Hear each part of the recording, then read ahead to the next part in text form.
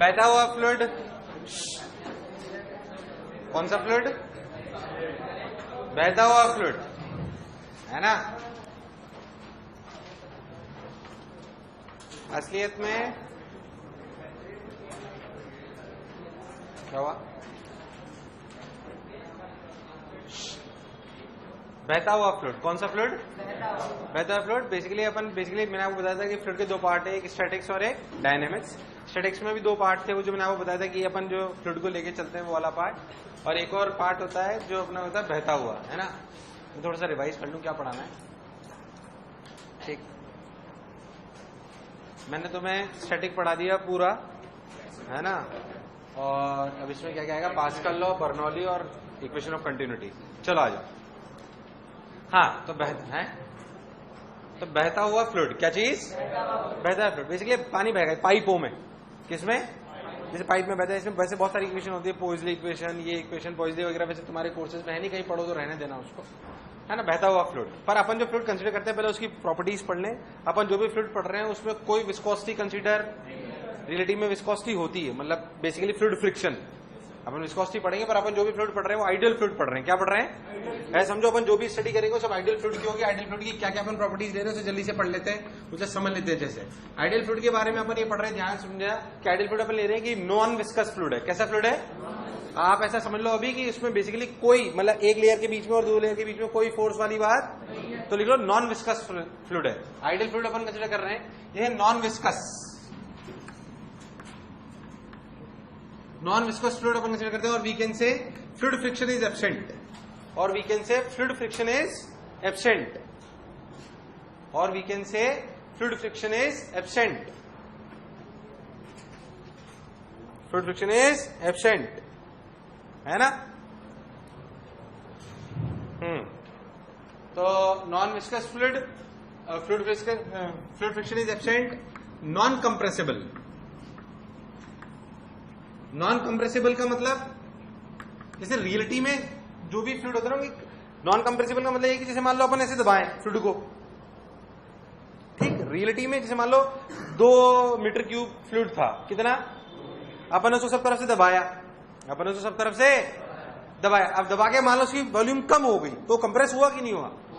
पर ideal fluid अपन ऐसा, reality में ऐसा हो सकता है, रियलिटी में ऐसा जब एक प्रेशर के ऊपर चल जाता है तो सभी फ्लूइड आइडियल इस चीज को छोड़ देते हैं। हम जो भी फ्लूइड पढ़ रहे हैं वो कैसा है? Non compressible. कैसा है? मतलब उसमें कुछ भी कंप्रेशन नहीं आ सकता, जितनी वॉल्यूम है चाहे कितना भी प्रेशर हो वो टूटेगा, ऐसा समझो आप, उसमें कोई ब्रेकेज नहीं आएगा, जितनी उसकी वॉल्यूम है उतनी रहेगी। तो लिख लो नॉन कंप्रेसिबल। इसका मतलब आप ऐसे लिख लें नॉन कंप्रेसिबल का कि किसी भी प्रेशर पर वॉल्यूम में कोई चेंज नहीं आएगा, किसी भी प्रेशर पर वॉल्यूम में कोई चेंज नहीं आएगा, किसी भी प्रेशर पर वॉल्यूम में कोई चेंज नहीं आएगा, किसी भी प्रेशर पर वॉल्यूम में कोई चेंज नहीं आएगा, नॉन कंप्रेसिबल। ठीक, अपना अपन ने बोल दिया कि भाई नॉन विस्कस फ्लूइड होता है, नॉन कंप्रेसिबल फ्लूइड होता है। इसमें और अपन छोटी छोटी बातें करते हैं, जिसे अपन बोलते हैं स्ट्रीमलाइन फ्लो। क्या बोलते हैं? Streamline flow. आप ऐसे समझे, स्ट्रीमलाइन फ्लो का मैं ये मतलब रखते हैं, स्ट्रीमलाइन फ्लो का ये मतलब है कि हम जो भी फ्लूइड पढ़ेंगे, ध्यान से सुने, वो हम स्ट्रीमलाइन मानेंगे। कैसा मानेंगे? ये स्ट्रीमलाइन क्या चीज है भाई? स्ट्रीमलाइन का मतलब हम ऐसा मानेंगे, ध्यान देंगे एकदम, हम ऐसा मानेंगे स्ट्रीमलाइन में कि भाई ऐसा समझो कि ये कोई कंटेनर है या कोई भी पाइप है इस तरीके से, या मोटा या पतला, उसमें फ्लूइड बह रहा है, उसमें फ्लूइड बह रहा है। अब ऐसा समझो स्ट्रीमलाइन फ्लो का मतलब होता है कि ऐसे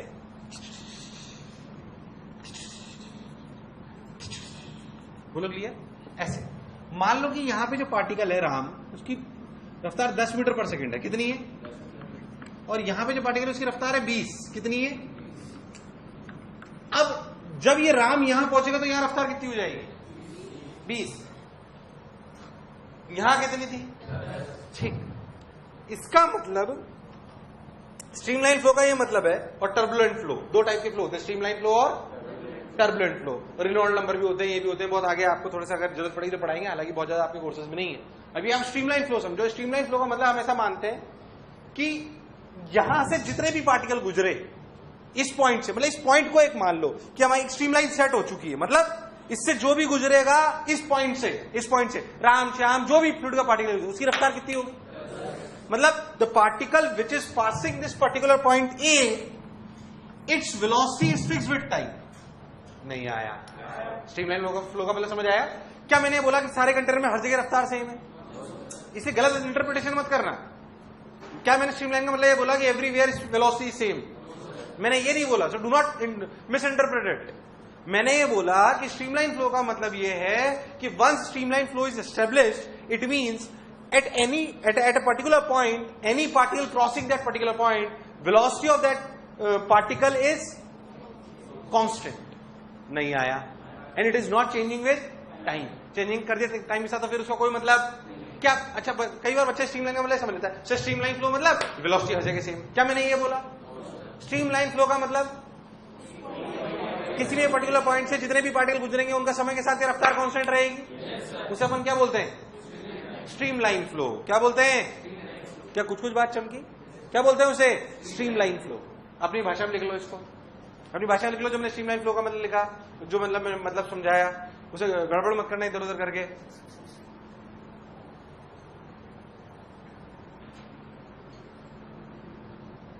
कौन सा फ्लो? स्ट्रीमलाइन फ्लो है, टर्बुलेंट हो गया। अच्छा, वैसे जो पढ़ाने वाला पॉइंट वो कोई बहुत ज्यादा काम की बात तो नहीं होती, बट फिर भी उसे पढ़ लो। उसे बोलते हैं इरोटेशनल इफेक्ट ऑफ, बेसिकली ऐसे समझो, we consider that fluid is showing irrotational effect. उसका क्या मतलब है समझाता हूं, पहले ऐसे लिखो, we are considering that fluid is showing irrotational effect. Fluid is showing irrotational effect. क्या चीज? Irrotational effect. बोलो क्लियर एकदम, है ना? उसका क्या मतलब मैं आपको समझाता हूं। उसका एक बेसिक मतलब आप समझो कि मान लो कि ऐसे कोई बॉल जा रही है, ऐसे कोई फ्लूइड है। बोलो क्लियर? इसका मतलब क्या होता है मैं आपको समझाता हूं कि अगर मैं इस फ्लो में एक बॉल डाल दूं, क्या डाल दूं? बॉल, तो ball will only move, it will not rotate. Irrotational effect का क्या मतलब वो समझना कि बेसिकली वो प्रेशर डिफरेंस की वजह से कोई टॉर्क प्रोड्यूस नहीं कर रहा है। रियलिटी में कर सकता है, पर हम जो कंसीडर कर रहे हैं उसमें ऐसा, हालांकि इसका इफेक्ट आपको समझ में भी नहीं आएगा, आपको बहुत ज्यादा जरूरत पड़ेगी नहीं, बट फिर भी रियलिटी में होता है ऐसा, इसलिए इससे लिख लो। इरोटेशनल इफेक्ट का मतलब ये है कि अगर हम उस जो भी मान लो एक पाइप है, क्या है, उसमें मैं एक बॉल छोड़ दूं, क्या छोड़ दूं, और उसमें स्ट्रीमलाइन और आइडियल फ्लूइड जो हम कंसीडर कर रहे हैं वैसा फ्लो है, तो बॉल जाएगी बस ऐसे, वो घूमेगी। Got my point? अरे यार हाँ ना बोल। इसे बोलते हैं इरोटेशनल इफेक्ट। क्या बोलते हैं? अपनी भाषा में लिख लो। समझ में आया ना क्या बोला मैं? उसे लिख लो अपनी भाषा में। ऐसा कोई रोटेशन नहीं होता उसमें, ओनली मूवमेंट।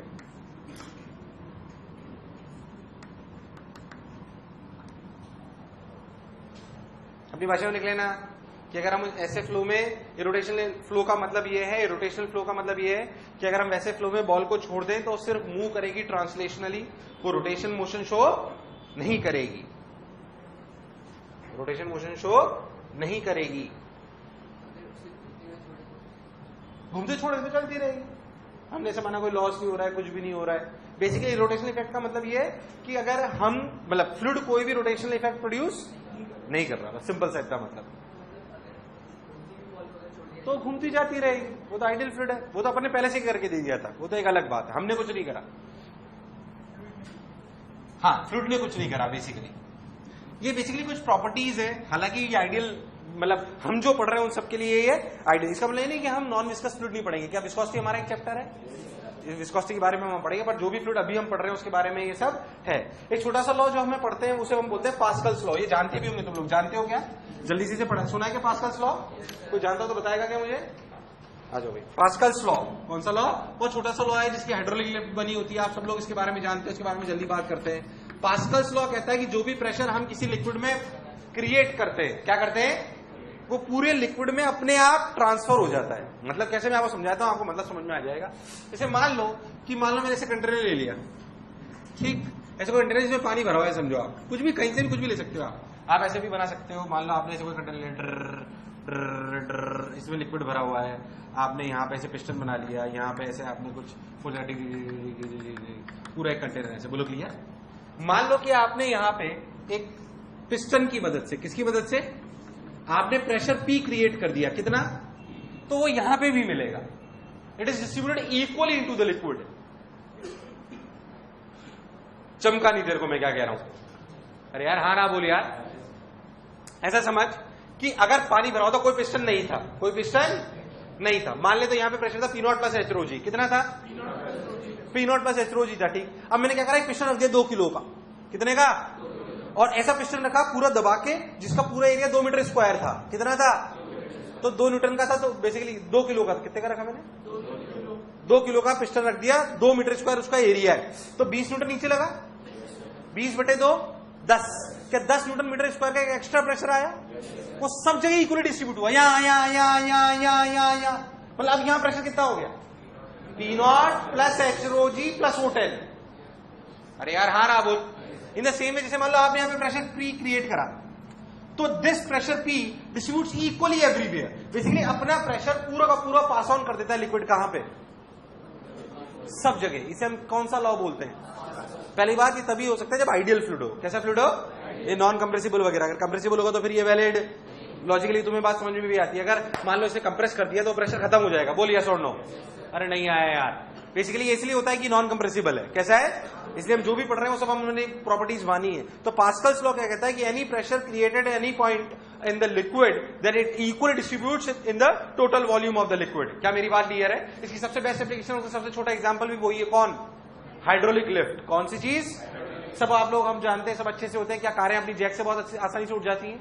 जब आपने कभी सर्विस स्टेशन पे गए तो ऊंची ऊंची पूरी कारों को उठा के रखते हैं, फिर ऊपर से करते हैं, वो हाइड्रोलिक लिफ्ट है बेसिकली। क्या है, हाइड्रोलिक। मैं उसको बहुत बेसिक से अभी आपको समझा दूंगा, पहले आप जो मैं कह रहा हूं उसे लिख लो, मतलब पहले जो मैं आपको बता रहा हूं बना लो, उसको समझो एकदम, आपको समझ आ जाएगा।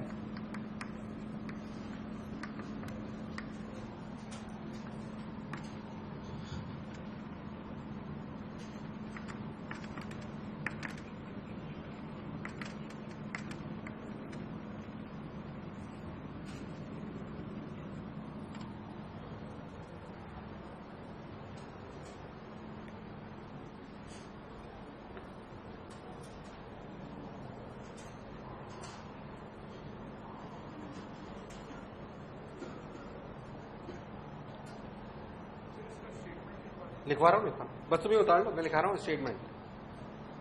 Pascal's law, it states that if any pressure is applied on a particular portion of the fluid, if any pressure is applied in a particular portion of fluid, then this pressure distributes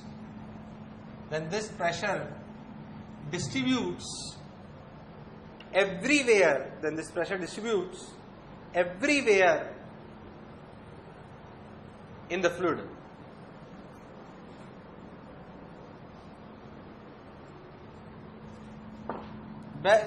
Best useful application of Pascal's law is hydraulic lift. Best useful application of Pascal's law is hydraulic lift. You can understand it, कोई उसमें rocket science नहीं है, देख ध्यान से। देख, मान लो कि ऐसे अपन कंटेनर ले ले इनकम्प्रेसिबल फ्लूइड का, ये ऐसे, बोलो क्लियर है ना?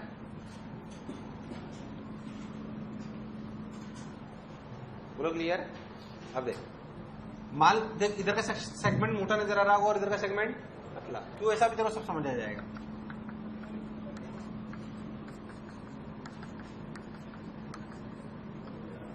मान लो यहाँ पे एक प्लेटफॉर्म है, यहाँ का एरिया A1 है और यहाँ का एरिया A2 है। कहाँ का एरिया जाता है, A2। आपको समझ में आ गया होगा क्या करने वाले हैं। फोर्स कहाँ लगाऊं, A1 पे A2 पे, A1 पे A2 पे A1 पे फोर्स लगाओ, तो प्रेशर कितना हुआ F बाई, अगर इनकम्प्रेसिबल आइडियल फ्लूइड है तो यहाँ पे प्रेशर कितना F बाई A1, क्या पूरा का पूरा पास ऑन होगा? यहाँ पे भी कितना मिलेगा, कितना मिलेगा F बाई A1, पर अप्लाई कितने पे हुआ A2 पे, तो ऊपर फोर्स कितना मिला अपने को कितना फोर्स मिला ऊपर, अपने को मिला F by A1 into A2 into, बोलो फोर्स बढ़ा की घटा, बड़ा घटा, बड़ा घटा। सोच अगर ये 1 सेंटीमीटर स्क्वायर है और सोच ये 1 मीटर स्क्वायर है, ये 1 सेंटीमीटर स्क्वायर है और ये 1 मीटर स्क्वायर है, तो 1 सेंटीमीटर और 1 मीटर स्क्वायर में कितना अंतर आ गया? 10,000 का है ना। मतलब यहां लगाऊंगा 1 न्यूटन तो यहां कितना लगेगा? 100 किलो की चीज उठा लेगा तू। अब सोच इसके ऊपर कार रखी हुई है, स्कूटर रखा हुआ है, ट्रक रखा हुआ, what ever it is, generally इसी के यूज में आता है, उठ गया। अरे है कि नहीं है? बिल्कुल सिंपल है। बहुत सारे सवाल आते हैं, इतने वेट को उठा रहे हैं तो बताओ कितना उधर फोर्स लगाना चाहिए, ये एरिया प्रेशर। टाइम का सवाल मैं नहीं कराने वाला, पर ऐसा मत खुश हो, वो ये तो बहुत मजा आ गया, इधर का एरिया कर लो 1 mm स्क्वायर, उधर का कर लो 1 लाख, ऐसे नहीं सुई से वही उधर साला ट्रक उछल रहे हैं। प्रैक्टिकली इतना पॉसिबल, क्योंकि एक लिमिट से ज्यादा इसकी कंप्रेसिबिलिटी, ये क्योंकि कब वैलिड है? जब ये आइडियल फ्लूइड रहे। कैसा रहे? रियलिटी में आइडियल फ्लूइड एक लिमिट के बाद रहता तो हमारे पास कई कंस्ट्रेंट है, तो अलग अलग प्रकार के फ्लूइड यूज करते हैं। वो बेसिकली सब फ्लूइड मैकेनिक्स है, मतलब फ्लूइड मैकेनिक्स का बेसिकली फ्लूइड इंजीनियरिंग है। अगर अपन बात करें तो हम बहुत बेसिक फंडे से भी समझेंगे, इसलिए ये तो हमें समझ में आ गया कि हमारी हाइड्रोलिक लिफ्ट कैसे काम करती है। बोल क्लियर है क्या? अब इसमें बहुत लल्लू सवाल भी आते हैं जो मैं आपको नहीं कराने वाला। इसे बोलते हैं हाइड्रोलिक लिफ्ट। क्या बोलते हैं? Write whatever you want to write. और सवाल एक भी नहीं करा रहा हूं क्योंकि मुझे पता है बहुत आसान है ना, बच्चे का कुछ अटकता है इसमें। हाइड्रोलिक लिफ्ट सिंपल मैकेनिक्स है, कोई टेंशन नहीं एकदम। अच्छे समझ के लिए ऐसा क्यों हुआ, इधर एरिया कम रखा उधर एरिया ज्यादा रखा, फोर्स उधर लगाया तो इधर उधर फोर्स ज्यादा मिला।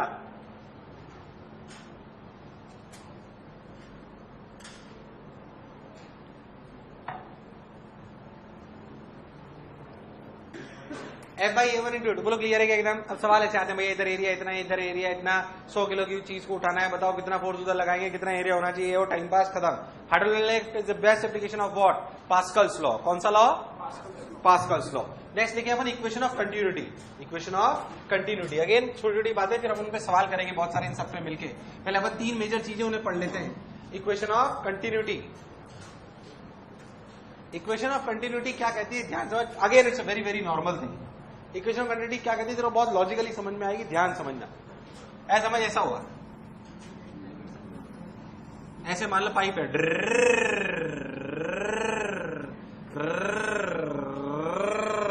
ऐसे, ठीक, पानी चल रहा है भाई। सोच के देखो कि ये पूरा पाइप यहां तक जा रहा था। अब लॉजिकली एक बात समझ में आती है कि मान लो पाइप के इस कोने से 1 सेकंड में जो वॉल्यूम घुसी तो यहां से कितनी वॉल्यूम निकलेगी? उतनी निकलेगी यार। इसमें कौन सी रॉकेट साइंस है भाई, घुसेगी तो निकलेगी, गैप थोड़ी हो जाएगी वो, है कि नहीं यार? इसे सिंपल चीज को इक्वेशन ऑफ कंटिन्यूटी बोला गया, आपको कोई उसके लिए परेशान होने की जरूरत नहीं। अब पहली बात, 1 सेकंड में कितनी वॉल्यूम घुस जाएगी? मान लो इधर का एरिया A1 है और इधर का एरिया A2 है, area of cross section A1 A2। बोलो क्लियर? लॉजिकली इस बात पहले था 1 सेकंड में कितनी वॉल्यूम घुसेगी? सोच के बोलो, 1 सेकंड में, 1 सेकंड में पहले 1 सेकंड में जितनी वॉल्यूम घुसेगी उतनी निकलेगी। वॉल्यूम मान लो या मास मान लो, जनरली किताबों में मास से समझाते हैं, बट हम क्योंकि आइडियल फ्लूइड मान रहे हैं इसलिए अगर इनकम्प्रेसिबल मान रहे हैं तो रो में कोई चेंज, तो रो इंटू वॉल्यूम मास होता है, इसमें कोई शक वाली बात। तो बेसिकली आप ऐसा बोल सकते हो कि mass inflow equals to mass outflow, और we can say volume inflow equals to volume outflow, which is a very common thing.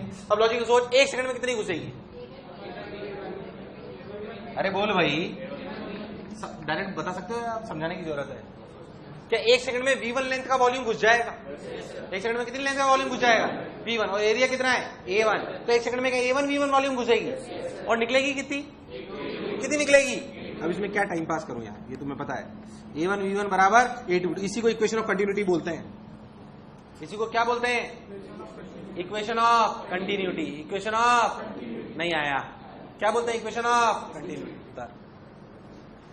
इसे बोलते हैं equation of continuity. Volume conservation, mass conservation, जो तुम्हारी इच्छा हो कंजर्वेशन मान लो यार, सिंपल सवाल, इसकी एप्लीकेशन हम बहुत अच्छे जानते हैं, हालांकि मेन सवाल होते हैं बर्नौली और इक्वेशन ऑफ कंटिन्यूटी बेस्ड।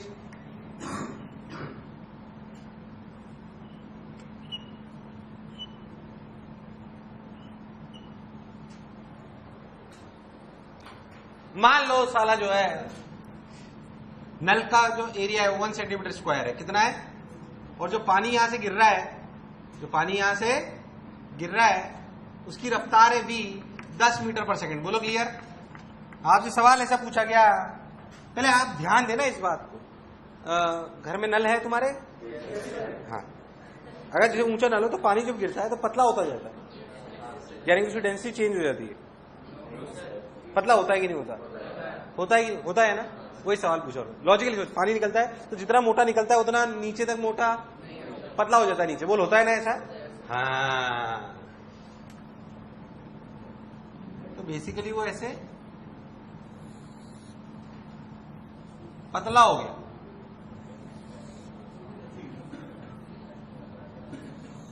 बोलो क्लियर। ऐसे पतला होता है। तो आपसे पूछा गया, ऐसा होता है प्रैक्टिकली। अब आपको समझ में आ जाएगा ऐसा क्यों होता है, पहले लॉजिकली सोचना बस, कि जब ये पानी मान लो कि 5 मीटर नीचे गिर गया, कितना, तो बताओ इसका एरिया क्या रह जाएगा। जहां से गिर रहा था तब 10 मीटर पर सेकंड रफ्तार थी और उस जगह का एरिया 1 सेंटीमीटर स्क्वायर था। अब जब ये पानी 5 मीटर नीचे गिर गया तो आपसे पूछा गया कि बताओ ये कितना एरिया था। जो मैंने सिखाया ध्यान दो तो आपको दिख जाएगा। लॉजिकली सोचना, गड़बड़ मत करना, कोई टफ सवाल नहीं है बहुत।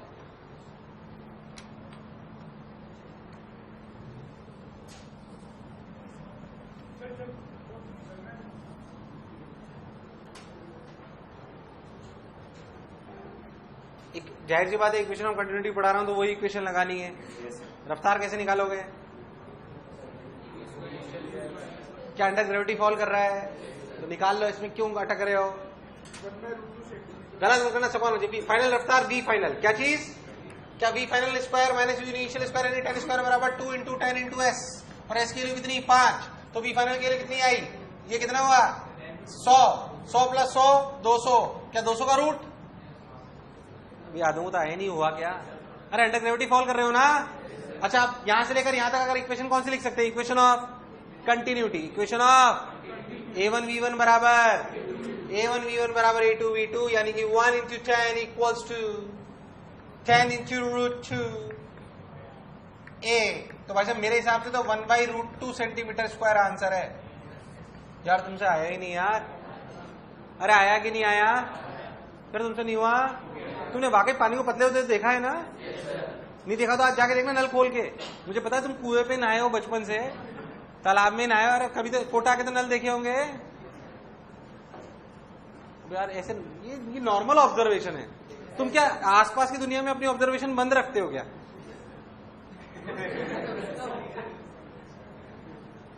अरे हाँ ना तो बोलो। Simple illustration equation of continuity का, किसका? इक्वेशन ऑफ कंटिन्यूटी का। नेक्स्ट लिखो बर्नौली थ्योरम। ये खत्म नहीं हुआ इक्वेशन ऑफ कंटिन्यूटी, परेशान मत हो। बर्नौली के साथ ही उसके अच्छे सवाल आते हैं। ये तो ऐसे ही टाइम पास था, मैं एक करा दो। नेक्स्ट लिखो बर्नौली थ्योरम। बोलो तो प्रूफ बता दूं, बोलो तो रहने दूं। हैं? मतलब थोड़ी सी फील तो लाता है, चलो करते हैं। बर्नौली थ्योरम क्या चीज? Bernoulli theorem is basically energy conservation, energy conservation in fluid. Basic बात बर्नौली की यही है, बट उससे कुछ इक्वेशन निकल के आती है जो अपने को समझ में आनी चाहिए। कैसे, मैं आपको समझाता हूं। ऐसे समझो कि एक ऐसा पाइप है, देखना कैसे, ऐसे ऐसा मोटा है, मतलब अपन उससे प्रूफ कर रहे हो उसमें, है ना, ऐसे समझ आया पाइप कैसा है? थोड़ा उससे प्रूफ कर रहे ताकि आपको फील आया, और कुछ भी नहीं। ऐसे नीचे से कहां जा रहा है, कहां जा रहा है? ऐसा कोई पाइप है मान लो, उस तरीके को समझते हैं। थोड़ा प्रूफ को समझने के लिए फील चाहिए और थोड़ा ध्यान देना। तो बर्नौली थ्योरम ध्यान देख, ये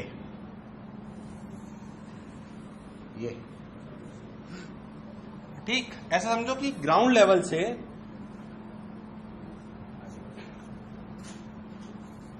यहां का लेवल H1 है, क्या है H1, और यहां का लेवल H2 है, क्या है H2, ग्राउंड से। ठीक, अब कुछ बातें समझते हैं। ये तो मान लिया गया कि इसमें पानी बह रहा है,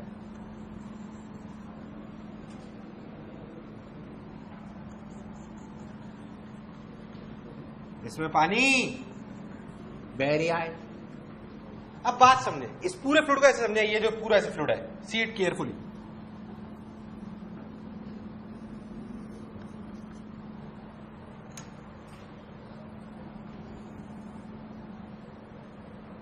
इस फ्लूइड को एक यूनिट मान लो, इसको एक मास टाइप चीज मान लो। क्या मान लो? मास टाइप चीज। इसके इधर अलग फ्लूइड, इसके इधर अलग फ्लूइड, पूरा पाइप है लंबा, मैं उसके सेक्शन को कंसीडर कर रहा हूं। बोलो क्लियर? ऐसे समझो, इधर वाला फ्लूइड यहां पे प्रेशर लगाता है P2, क्या लगाता है? P2, और इधर वाला क्या लगाता है? P1।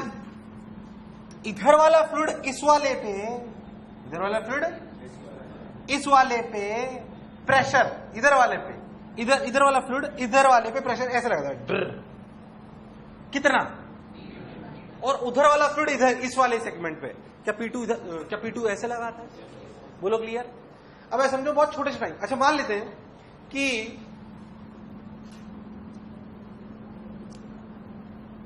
यहां पे रफ्तार V1 है फ्लूइड की, और यहां पे रफ्तार, one thing is very much clear. अच्छा, यहां का क्रॉस सेक्शनल एरिया A1 है और यहां का cross sectional area, so one thing is very much clear that A1 V1 equals to A2 V2 by which equation? Equation of. अब basically हम उस फ्लूइड पे, इस पूरे सेगमेंट पे हम वर्क एनर्जी थ्योरम लगा रहे हैं। क्या लगा रहे हैं? बेसिकली हम कर एनर्जी कंजर्वेशन नहीं रहे हैं, बिल्कुल परेशान है, ढंग से समझना, तुम्हें समझ में आ जाएगा।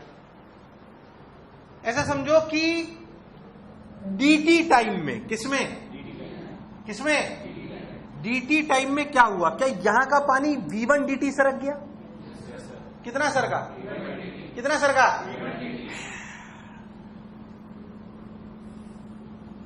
V1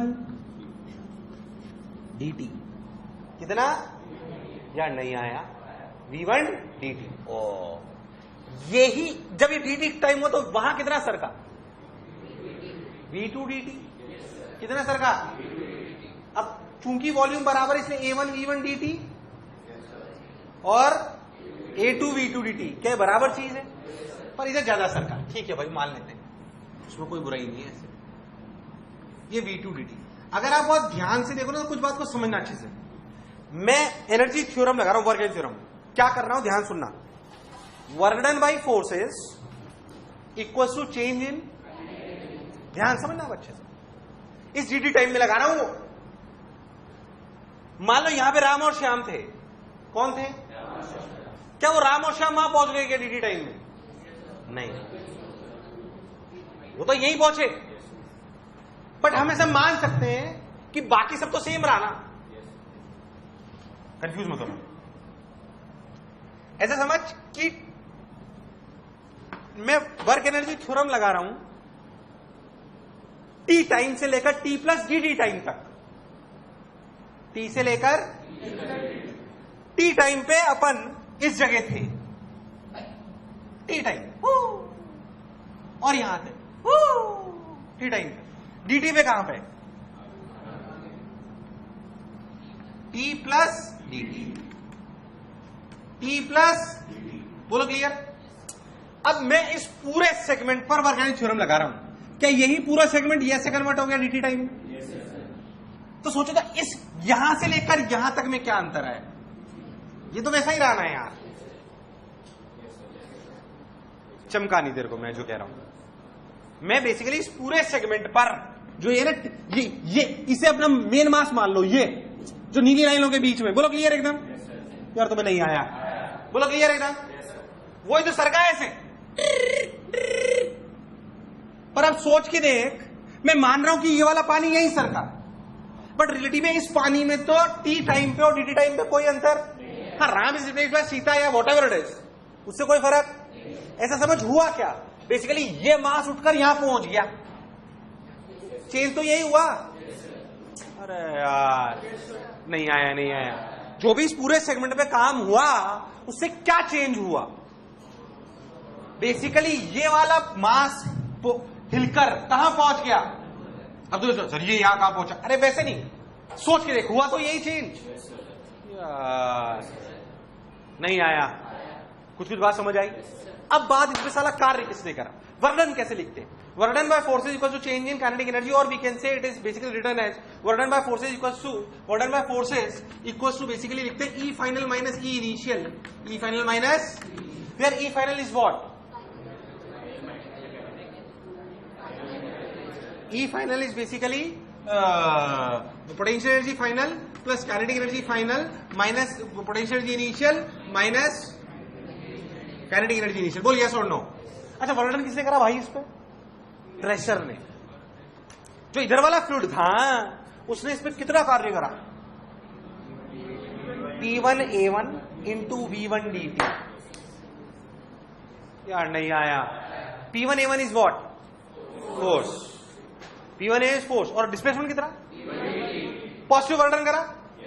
अरे करा कि नहीं करा पहले तो? अरे कंफ्यूज तो नहीं हो तुम लोग यार? अपनी भाषा में जरूर लिख रहे हैं हम क्या कर रहे हैं, हमने क्या करा है बेसिकली, और हम कैसे सवाल कुछ कर रहे हैं। तो हमने बोला बेसिकली कि वर्णन हुआ P1A1, देखना गड़बड़ नहीं करूं, आंसर नहीं आएगा नहीं तो P1A1 इंटू V1 dt। बोलो क्लियर है क्या एकदम? दिस इज द वर्णन बाय P1 फोर्स, पॉजिटिव। अच्छा P2 ने नेगेटिव, कितना? Minus P2A2 V2 dt। यार तुम्हें नहीं आया? आया कि नहीं आया? ओ हो। आप बहुत लॉजिकली सोचो तो यहां पे मास जो डीएम है, ये जो डीएम मास है, ये डीएम मास की वैल्यू रिलेटिव में है कितनी? ये वैल्यू है रो A1 V1 dt, और we can say this is rho A2 V2 dt। वो एक ही बात है, वही तो वहां पहुंचा भाई। अरे पहुंचा कि नहीं पहुंचा? पहुंचा कि नहीं पहुंचा? अगर आप बहुत ध्यान देखो, अब सोचते हैं फाइनल पोटेंशियल एनर्जी क्या चीज? फाइनल पोटेंशियल एनर्जी क्या लिखिए? DmGH2। डीएम में बाकी कोई पोटेंशियल एनर्जी नहीं लिख रहा, पहले बताओ क्यों? उसमें कोई चेंज इनिशियल फाइनल लिख के कहा उखाड़ लोगे बे? अरे यार हाँ ना बोल यार, जिसमें चेंज आया उसी को लिख रहे हैं। बोलो चमका क्या एकदम?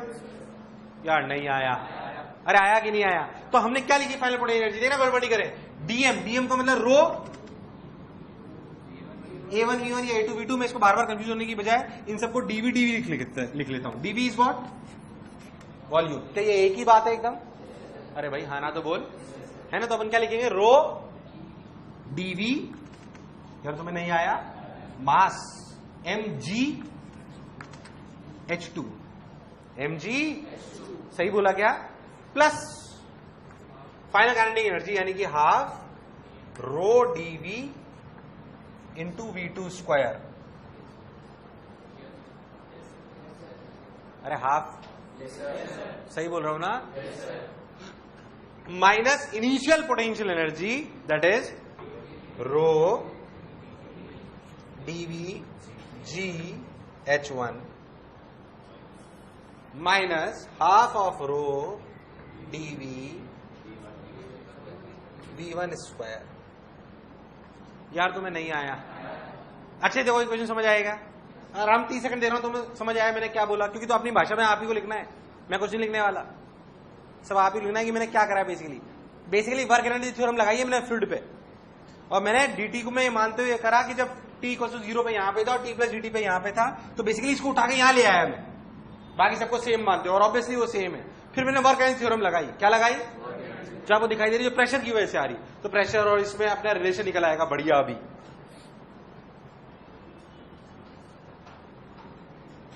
मैंने कुछ गड़बड़ करी क्या? रो dV dt भूल गया मैं। dV इंटू dt को तो आएगा ना?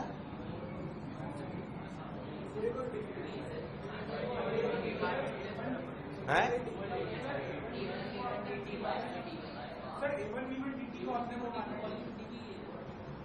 अच्छा पूरे को dV है ये। अरे भैया हाँ ना बोल यार, है ना? कंफ्यूज हो? हाँ ठीक, वो कट जाएगा सब तरफ से, उसमें से कोई खास बात नहीं। पहले जो मैं बोला चमका? यार मुझे लगा नहीं तुम्हें चमका एकदम पक्का। ध्यान देखो तो ये सब तरफ से कट गया।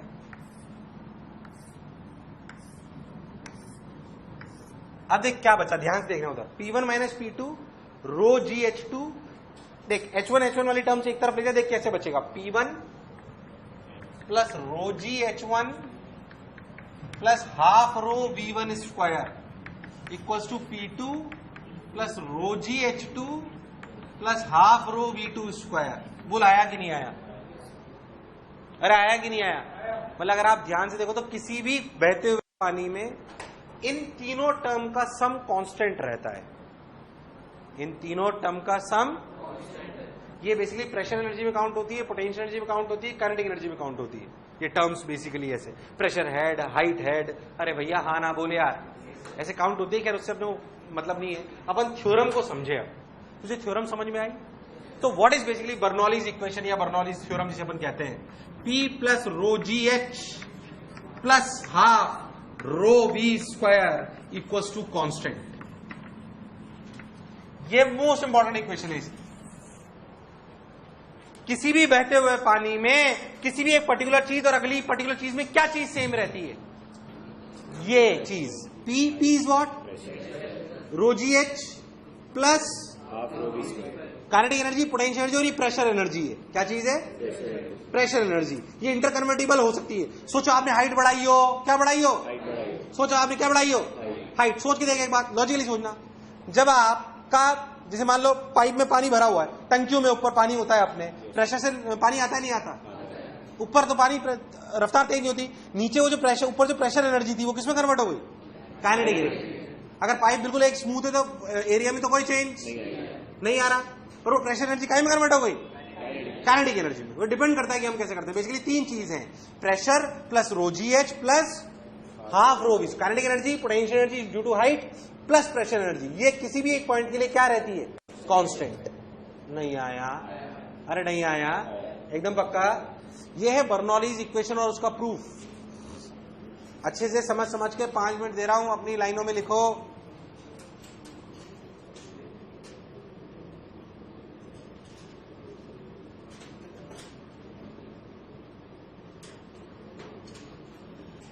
तो P plus rho g h plus half रो, आपके लिए मेजर दो इक्वेशन पे सारे सवाल होंगे। P plus rho g h plus half rho v square plus A1 V1 बराबर, इसी पे सबसे मिट जाना है ना। बेसिकली मेनली यही है अपने लिए।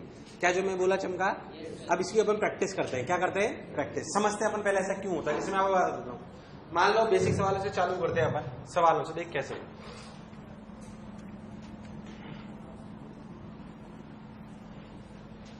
मान लीजिए मैं जैसे एक सवाल पूछूं कंसेप्चुअल थोड़ा सा। ऐसे एक पाइप है जिसमें ऐसे लिक्विड बह रही है, सेम हॉरिजॉन्टल लेवल है ऐसे, समझ रहे? यूं हॉरिजॉन्टल लेवल में कोई चेंज नहीं है। यहां पे प्रेशर P1, यहां पे प्रेशर P2, लिक्विड ऐसे फ्लो कर रहा है। बोलो क्लियर? ठीक, ऐसे दिया होगा बस आपको।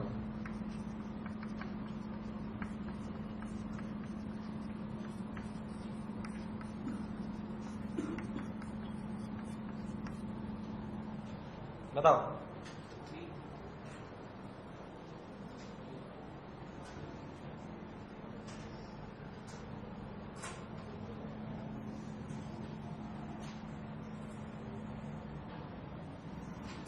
चलो मुंडी नीचे। हाँ अनीता, अनीता, बसंती, चंपा, आ जाओ। डॉली नहीं है? क्या आंसर है? अबे एरिया कम तो प्रेशर, एरिया ज्यादा तो प्रेशर। ऐसे कोई फंडे नहीं लगाने। अपनी दोनों इक्वेशन है उनको ढंग से लगाएं, अपनी दोनों इक्वेशन है उनको ढंग से लगाएं। एरिया कहां ज्यादा? V1 और V2।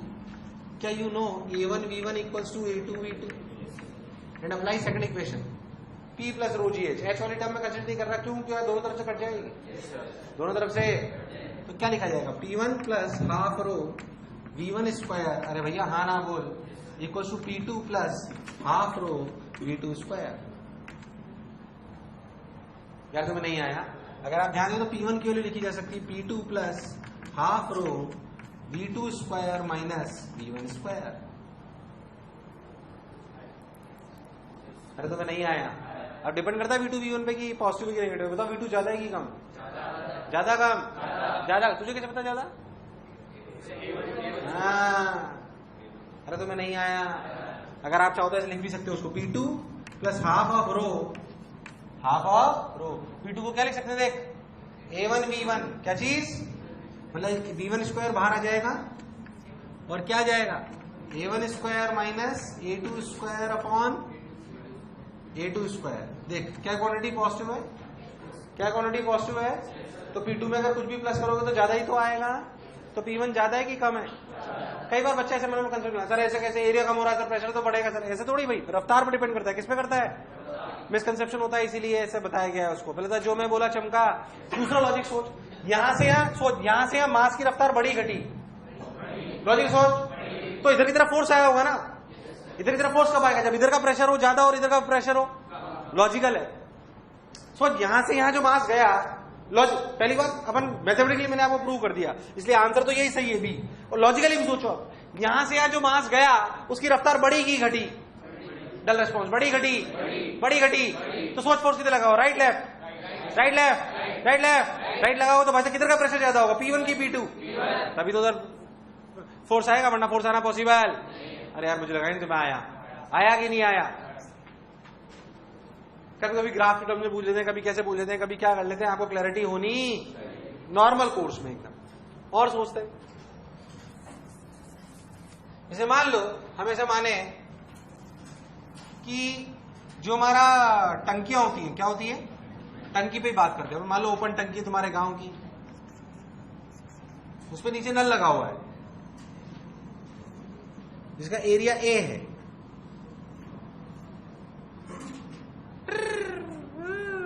क्या उससे पानी बाहर आएगा? उससे पानी बाहर आएगा, बिल्कुल। तेज आता है धीरे? अगर पानी जितना ज्यादा हो उतना, और कम होता जाता है तो धीरे होता है। बोल होता है कि नहीं होता? सिंपल, उसका फंडा यही सही है। ऐसा समझो ये H है, ऐसा समझो ये जो एरिया है ये A है, ऊपर का एरिया A, और ऐसा माना गया है कि A इज बड़ा बड़ा A। प्रैक्टिकली सवाल है, सोच के देख, जो टंकी का एरिया, सरफेस एरिया होता है, क्या बहुत ज्यादा होता है इन कंपेरिजन टू जो नल का एरिया होता है? तो सिंपल सी बात, अपन एक बात समझे कि यहां से लेकर यहां तक बर्नौली लगा हुआ, रियलिटी बता रहा हूं, हालांकि आपको डायरेक्ट रटना है। अगर आपको भी निकालना तो कुछ अजम्पशन माने जाते हैं इस पूरे केस में। कैसे? सुनने ध्यान से। आप एक बात अच्छे सोचो कि मैं बताता हूं, रुक जाओ पहले समझ लेते हैं इसको, कोई रॉकेट साइंस नहीं उसमें। यहां पे रफ्तार V है, तो यहां पे कितनी है पानी की ऐसे नीचे आने की? मान लो V1, प्रैक्टिकली समझते हैं, क्या बड़ा A V1 इक्वल टू छोटा A V? But due to this relation क्या we can say V1 is approximately 0? Y? हम इसीलिए ऐसा कर पा रहे हैं, वरना कर पाएंगे ये जरूरी। कई बार सवालों में नहीं लिखा होता, तब भी आपको ऐसा अज्यूम करना होता है जो मैं कह रहा हूं। बार बार मैं अब इसके बारे में नहीं बोलूंगा, क्योंकि मैं डायरेक्ट रफ्तार लिख दूंगा अब जब भी ऐसे कभी कोई सवाल होने होंगे। पहले था जो मैं बोला चमका, मैंने माना कि ऊपर जो घटने की रफ्तार है वो V1 है, कितनी है मान ली, पर उसमें मैं अप्रोक्सीमेटली 0 मान लिया। क्यों? क्योंकि मैंने माना कि जो निकलने का एरिया है, जो निकलने का एरिया है और जो टोटल ऊपर का एरिया है वो बहुत डिफरेंस है, उनमें बहुत डिफरेंस है। तो हमने जो क्या लिख दिया, A V1 बराबर AV, और V1 की वैल्यू अप्रोक्सीमेटली क्या मान ली, 0। अब अपन यहां से लेकर यहां तक बर्नौली लगाए, यहां तक ध्यान सुनना। जो पानी बाहर आ रहा है, जो पानी, उसको प्रेशर कितना मिल रहा है, P0, वो तो बाहर आ गया। जो पानी बाहर आया उसको प्रेशर कितना, यहां प्रेशर कितना, P0। बोलो क्लियर? यहां जो पानी है उसके हाइट कितनी, तो क्या लिखू, P0 plus rho g h, H की हाइट जो भी आपको दी गई है, प्लस हाफ रो V स्क्वायर, वो कितना, 0, बराबर यहां पे pressure P0 plus potential energy, क्योंकि हमने इसी को बेस लेवल मान लिया है, हमने इसी को बेस लेवल, कहीं पे भी इसी का बेस लेवल मान लो, उसमें कोई बुराई वाली बात, प्लस 0 प्लस हाफ रो V स्क्वायर, सिंपल। तो V के लिए चुपचाप √2gh, इसे बोलते हैं वेलोसिटी ऑफ इफ्लक्स। कुछ नहीं, ऐसे डराते रहते बेटे बेटे।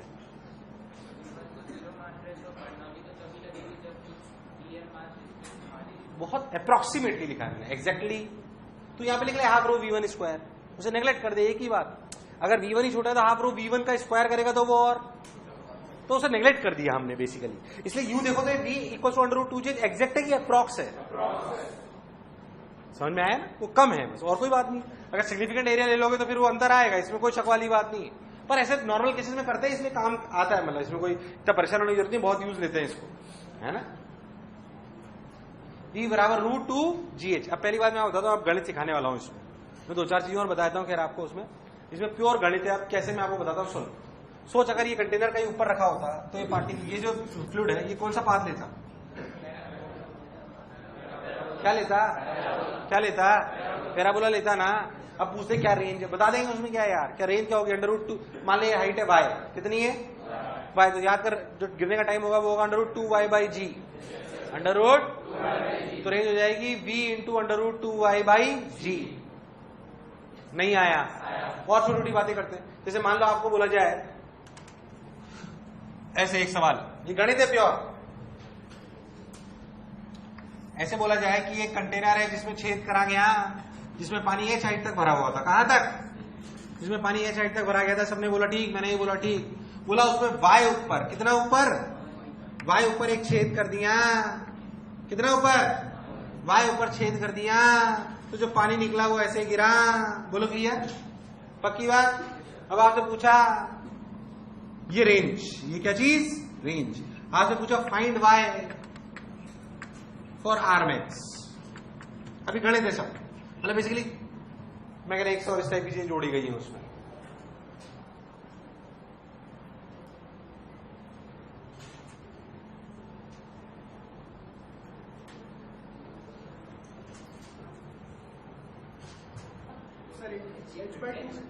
पहली बात, रफ्तार कितनी होगी?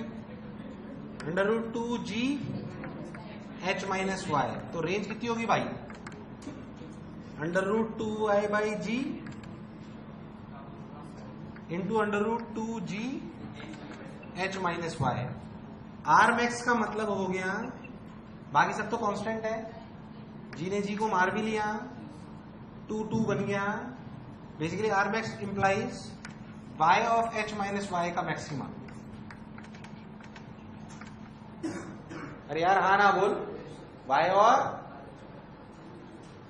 सही तो लिखा है मैंने यार। रेंज मैक्सिमम का मतलब किसका मैक्सिमम? y और h माइनस वाई के मल्टीप्लीकेशन का। बोल यस और नो? तो अगर इसका मैक्सिमाइज करना है तो डिफरेंशिएट कर लो, तो yh माइनस वाई स्क्वायर का डिफरेंशिएट के लिए डिफरेंशिएट करो, तो आ जाएगा h minus 2y equals to 0, यानी कि y इक्वल्स टू h/2। खत्म। अरे भाई हाँ ना तो बोल। अबे तुम्हें मैक्सिमम निकालना नहीं आता? आता ही नहीं आता? स्टैंडर्ड सवाल। अब आपकी शीट ऑटो में ऐसा भी है कि कई बार इस कंटेनर को ग्राउंड पे न रख के कहीं और रख दिया। मान लो आपने जो पहले से h/2 ऊपर रख रखा था, कितना ऊपर रखा था? h/2। अब फिर से पूछे find y, find for range maximum. अब h/2 था, फिर कंटेनर उसके ऊपर रखा हुआ था, तो गिरेगा तो नीचे। क्या फिर से सवाल सॉल्व कर सकते हैं? कर सकते हैं कि नहीं कर सकते? वैसे अगर तेरी बुद्धि चले तो ओरली भी आंसर दे सकता है इसका।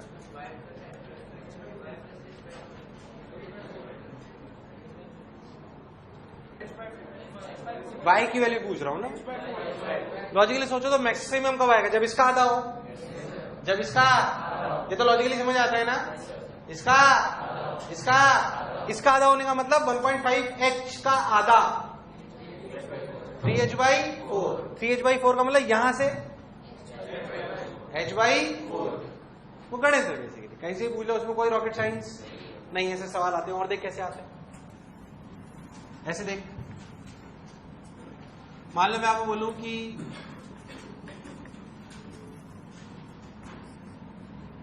ऐसे रो लिक्विड भरा हुआ है h हाइट तक,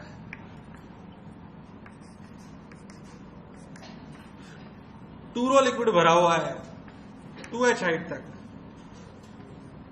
रफ्तार क्या होगी बताओ? कोई खास बात नहीं, 2 रख दिए लिक्विड,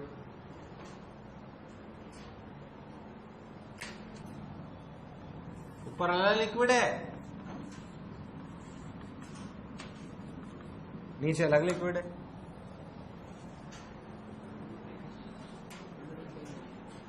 हाँ बस सही कर देना उसको।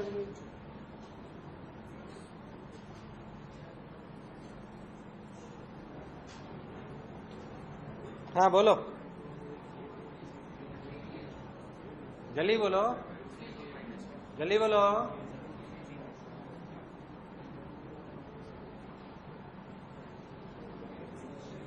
अरे कुछ कंफ्यूज मत हो। अगर आप बहुत लॉजिकली सोचो तो जो प्रेशर हेड था असलियत में क्या होता है, जैसे अगर एक सिंगल कन्वर्ट कर रहे थे आप तो कर क्या रहे थे बेसिकली, ऐसे एच हाइट थी, यहां पे प्रेशर कितना था P0 plus rho g H, पर जो बाहर पानी आया था उसका कितना था P0। यहां पे कोई रफ्तार नहीं मानी गई थी, पर ये जो एक्स्ट्रा प्रेशर था यही किस में कन्वर्ट हो गया था, रफ्तार में। इसलिए तो लिखा गया था rho g h plus half rho v square, rho g h equals to, क्या वहीं से v की वैल्यू √2gh आई थी? अब बिल्कुल कंफ्यूज मत हो। अब बोल यहां पे कितना pressure, P0 plus rho g h plus 2 रो जी एच 2h, तो क्या ये हो गया रो जी 4h, ये रो जी क्या 5 रो जी एच, कितना, क्या 5 rho g h is the extra pressure, that is equal to half rho, rho की जगह पानी के बाहर आ रहा है 2 रो वी स्क्वायर, वी ने वी को मार दिया, रो ने रो को मार दिया, वी के लिए √5gh। कई लोग ये 2 रो लिखने में गलती कर देते हैं, पानी तो 2 रो बाहर आ रहा है, ये रो लिखने में गलती कर देते हैं कई लोग, पानी तो 2 रो बाहर आ रहा है, इसलिए यहां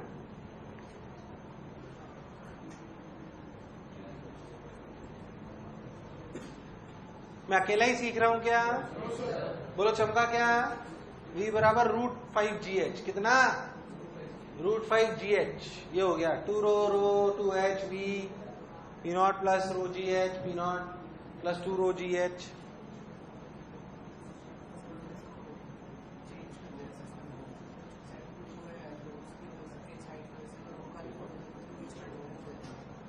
क्या क्या क्या क्या,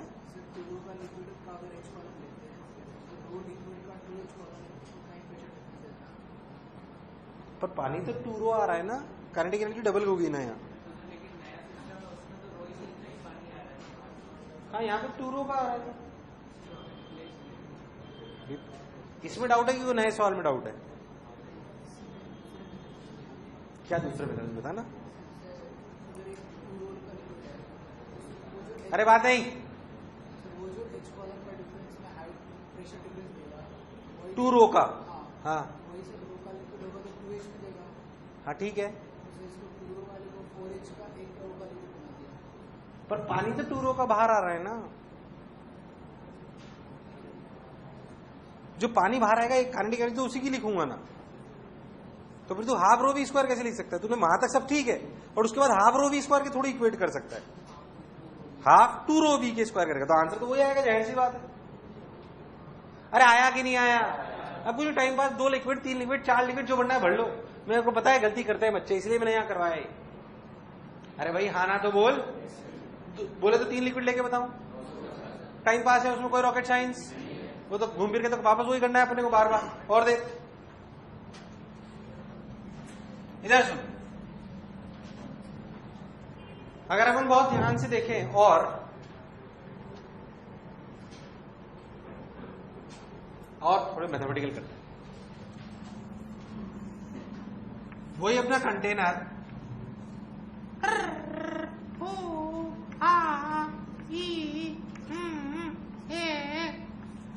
area A which is greater than A, ये एरिया स्मॉल ए, बोलो क्लियर, पानी बाहर आ रहा है एच, बोलो क्लियर। सोचो समय के साथ लेवल घटेगा बढ़ेगा, कई लोग सोच रहे हैं इसमें क्या सोच रहे हो भाई, लेवल घटेगा बढ़ेगा, घटेगा बढ़ेगा, घटेगा। Find out the time when level becomes h/2, find out the time when level becomes h/2, find out the time when level becomes h/2। नल को टंकी के बॉटम में लगा दो, कोई चेंज है? बॉटम भी तो लगा रहे हैं। नहीं सर, अब साइड में लगा दो। अब थोड़ा बहुत जो हाइट की मीन एवरेज का एवरेज है, कोई खास फर्क नहीं। प्रैक्टिकली और आ सकते हैं कि मान लो वहाँ पे कोई फ्रिक्शन है मोड़ पे या कुछ और है, तो वो एक अलग एस्पेक्ट है।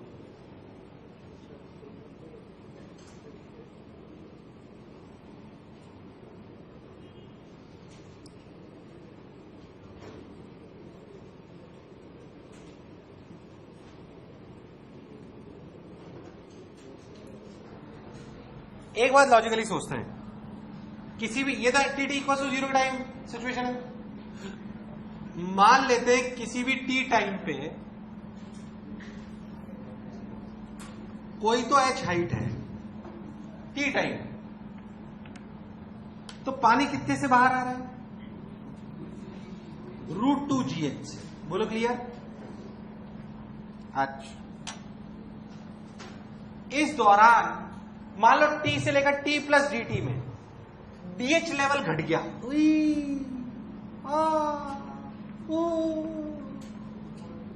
कितना घटा? dh level. ये t टाइम था, ये t प्लस dt टाइम था, तो dh लेवल घटा। कितना घटा? तो रिलेटिव में कितनी वॉल्यूम घटी? ADH, बड़ा ADH,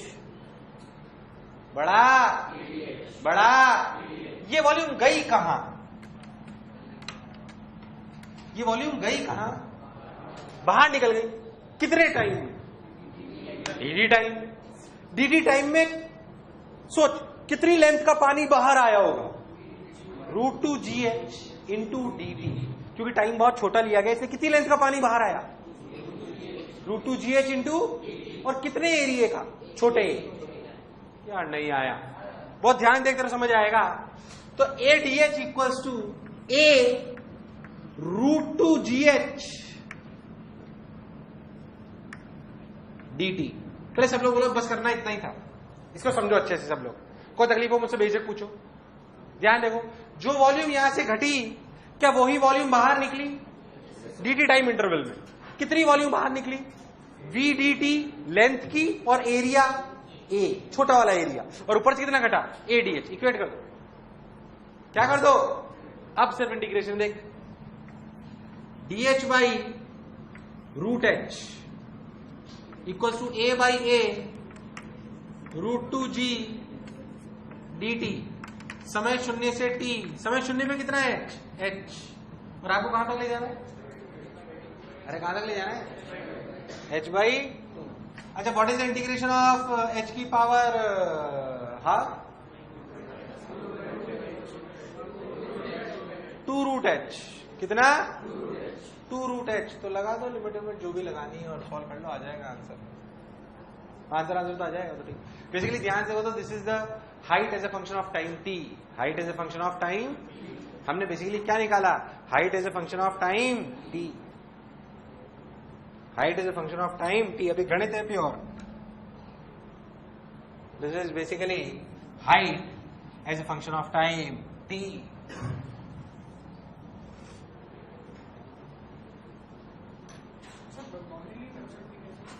लगाए तभी तो आई बर्नौली, √2g बर्नौली से तो आया भाई।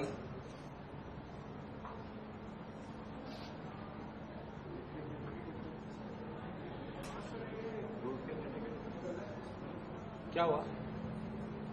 अरे वो DH नेगेटिव है इसलिए कंफ्यूज मत हो, इसे ऐसे मैथमेटिकली लिखना है, माइनस से परेशान मत हो। DH H final minus H initial negative हुआ ना, इसलिए आ रहा है वो, परेशान मत हो इसलिए।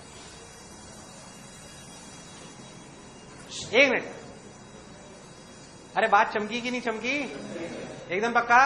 इसी तरह का एक और सवाल।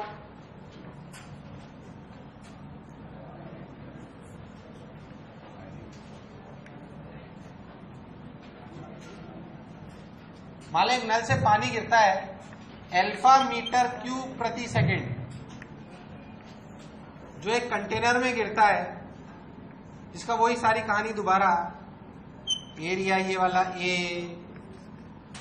ऐसे पानी गिरता है, इसका base area A is greater then A। पहले तो होगा क्या, तुम ये बताओ। एक खाली कंटेनर था जिसमें नीचे छेद है छोटे A का, ऊपर से पानी गिर रहा है अल्फा मीटर क्यूब पर सेकेंड नल में, वाटर लेवल का क्या होगा बताओ? इनिशियली टंकी खाली थी, इनिशियली टंकी खाली थी, आपको बताना है। इनिशियली टंकी खाली थी, इनिशियली टंकी खाली थी, बोल है? लेवल बढ़ेगा, बढ़ता ही रहेगा, बढ़ के घटेगा, बढ़ के घटेगा, घट के बढ़ेगा, बढ़ के कांस्टेंट हो जाएगा।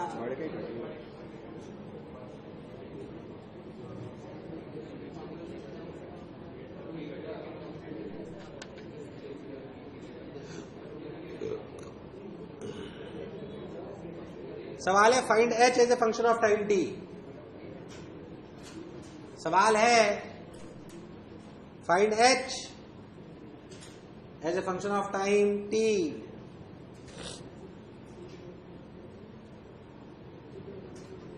होमवर्क या बता दूं?